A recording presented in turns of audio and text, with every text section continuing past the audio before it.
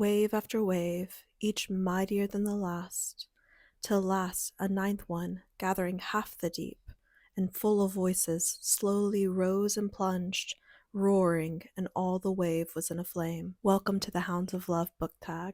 Hi, I'm Olivia. This is AV Club. I could not be more excited to do the Hounds of Love book tag, which was first created by Aaron Reads a Book. I will link that video down below, as well as Cafe Cryptic, which is where I found out about this book tag. And yeah, Kate Bush is one of my favorite artists of all time. Hounds of Love, one of my favorite albums of all time. And as you might imagine, Kate Bush was like not popular growing up in Louisiana. I was very lucky to find out about her, but no one else really knew who she was whenever I was growing up until, yeah, just kind of absent in American pop culture until Stranger Things. But I have been a long time Kate Bush stan, and I also love doing a book tag every now and then because it gives me a chance to talk about books that I haven't ever before or haven't in a long time, or to talk about books in a different way. Usually I'm talking about horror, lit fic, that kind of thing, weird books on this channel. So if you're new, welcome. I'm so glad you're here. And let's get into the book tag. The book tag is based on all of the song titles from both Hounds of Love, the first side of the album, as well as the Ninth Wave, which is like the second half slash concept album. Just one of the most iconic albums of all time. One of the most beautiful covers of all time. I tried to do some justice on the eye makeup to hopefully try to match Kate, but it is so sunny here in Australia. I fear that I am not giving quite the same mood, but we persist. And of course, the first track on Hounds of Love is Running Up That Hill, A Deal with God. And the prompt for that is a book mentioned by a character in TV or film. And even one of the ones that Aaron suggested was something like Gilmore Girls. There's like a lot of books referenced in Gilmore Girls. However, the one book that I think I've actually read prompted by something in a television show is The King in Yellow by Robert W. Chambers. The first season of True Detective is inspired a lot by The King in Yellow. They make references to the Yellow King in Carcosa. Much of the mythos of season 1 of True Detective is based in that. And so I feel like this is what best fits the prompt, because never before do I think that a TV show has made me want to pick up a book, especially a novel. But The King in Yellow is a series of short stories, I think from the late 1800s, I think like the 1890s.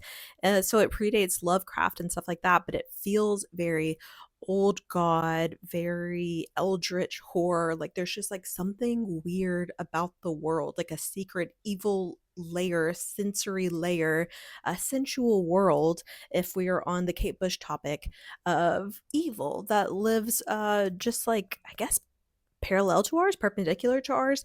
And there's just weird stories about evil sculptures and loosely connected stories about like the King in Yellow, about this like evil spirit, evil entity that is intersecting with all of these like different stories that are also like apart from each other in time. So at the time that I read it, I wasn't like obsessed with it, like that it was from start to finish something that I absolutely loved, but it definitely had highs in it.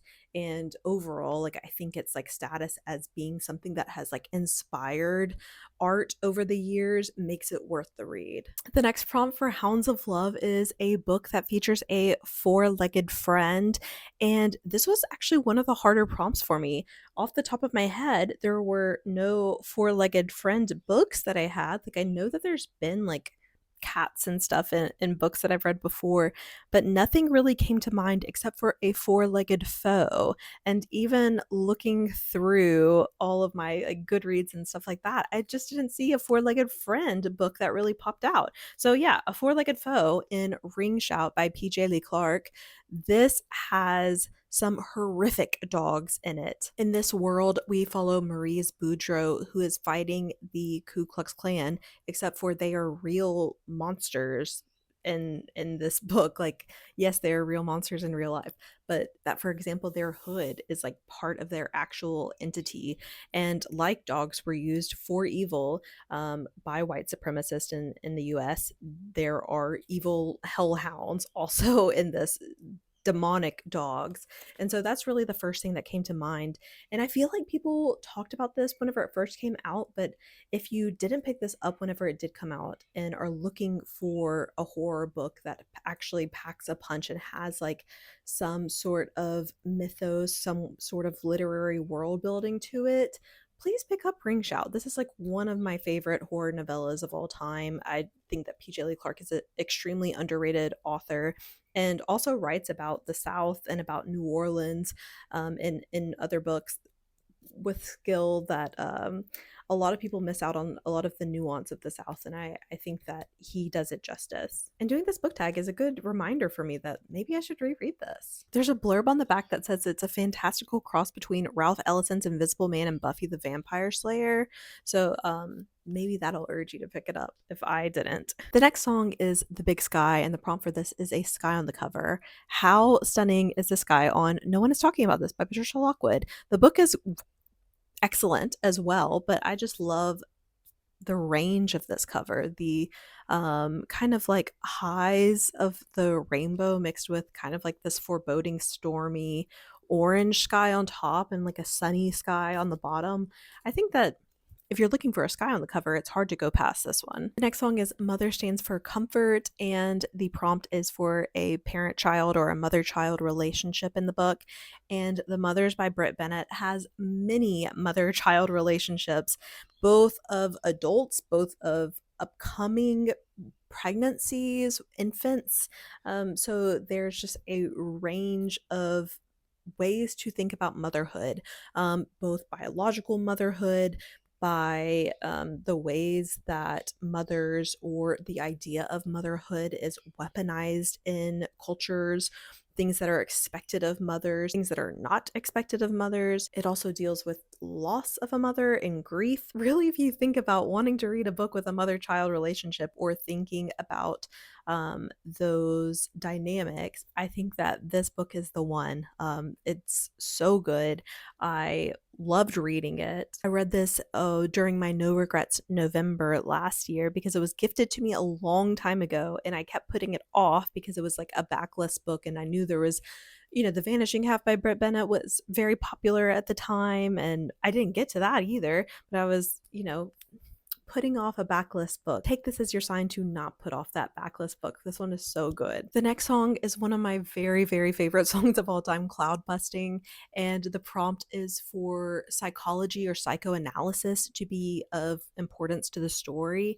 And for that, I've picked Sonia Rushdie, Hospital, which was translated by Arunava Sinha. And this was longlisted and shortlisted for the Stella Prize 2 years ago, I believe. The Stella Prize, I've recently been talking about it because the prize is currently in its shortlist stage, and it is the Australian Women and Non-Binary Author Literary Prize, which I'm reading at least the short list of, and I have a video about it on my channel if you're interested in learning more about it.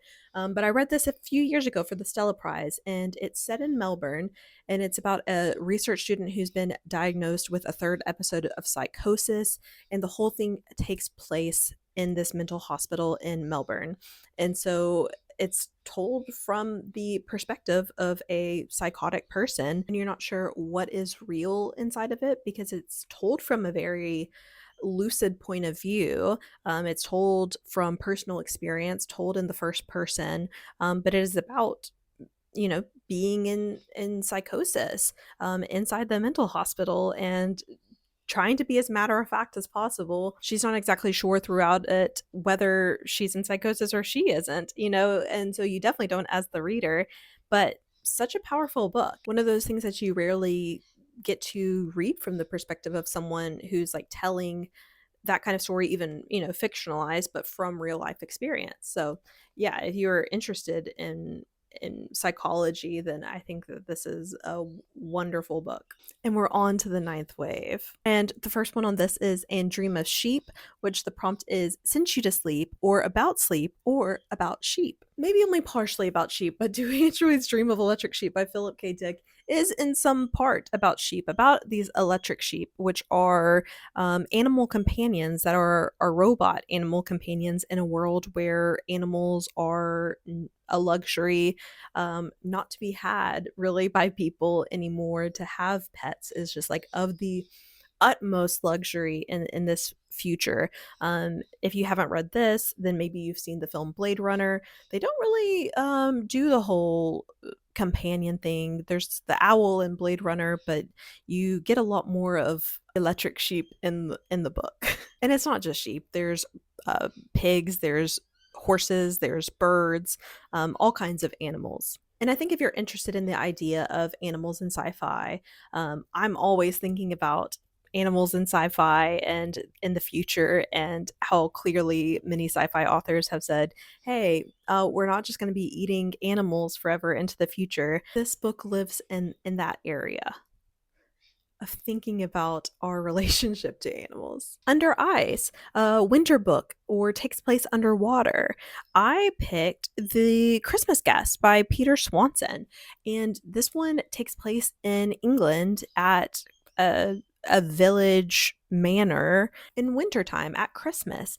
And this is a mystery, a murder mystery. Not really a murder mystery, that's a genre. It's a thriller. It's a mysterious thriller set in this small English countryside village at wintertime, and it's like the most atmospheric wintry book that I've read. That you really feel like you are in the English countryside, that you feel situated in place. You can tell how far this manor, this vacation home that they're staying at, how far that is from the village. And it's about like, the distance walking around.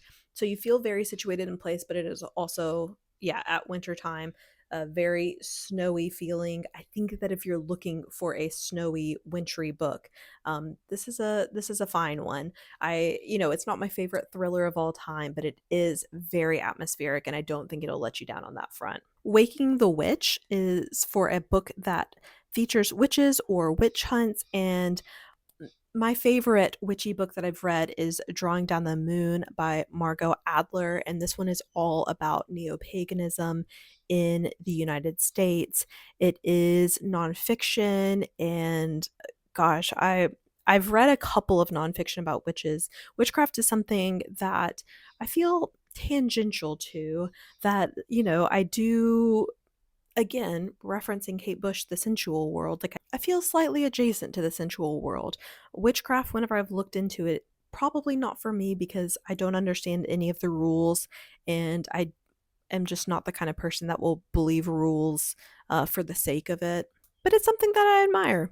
As far as I can tell, this is like the premier book about witches and neo-paganism in the United States, and I found it very illuminating. Always looking for more. I read another book called like Witches of America. That one almost felt more like travel journalism, like entertaining, but maybe not as factual, and almost more like a textbook of like providing information. But yeah, I'm always down to read any kind of witchcraft nonfiction that people want to recommend to me. Watching You Without Me, the prompt is for a nightmarish book, and The Cipher by Kathy Koja is maybe one of the most nightmarish books that I've read before, because the whole thing feels sickening to read. There's just like something about it that is very unnerving in how it is written, and it is about a mysterious hole, the fun hole that appears in this apartment, and this couple, this kind of toxic relationship, on and off again couple, they want to put stuff in the hole, and things disappears or transforms, and the whole thing just feels sickening. It feels like the Prodigy music video for Smack My Be Up. It just feels like that. Like it feels like you're going through a bender for the whole time, and that to me is like very nightmarish. Like, look, that's even like what I wrote while reading the book. Um, if you can read my handwriting at all. Kind of experimental horror book to read.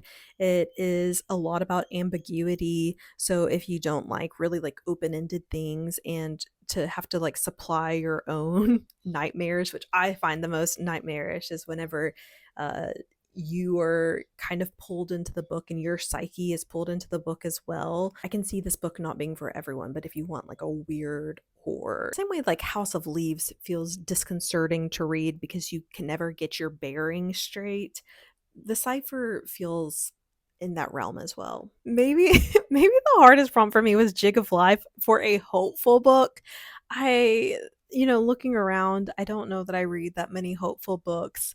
I read a lot of horror. I read a lot of like weird girl lit. I don't know how hopeful those are. The nonfiction I read is usually pretty depressing. But The Wild Kindness, Psilocybin Odyssey by Bet Williams, this one I think is hopeful. Gorgeous, gorgeous cover. I got this on vacation in Colorado Springs. But I think I'd heard Bert from Pastori Time, rest in peace Pastori Time.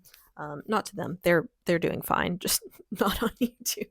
I think I'd heard him talking about this book, but it is about a woman, a lesbian, who is obsessed with psychedelic mushrooms and is just like in New Mexico, growing her own mushrooms, doing insane amounts of mushrooms, and just writing about how important that is to her.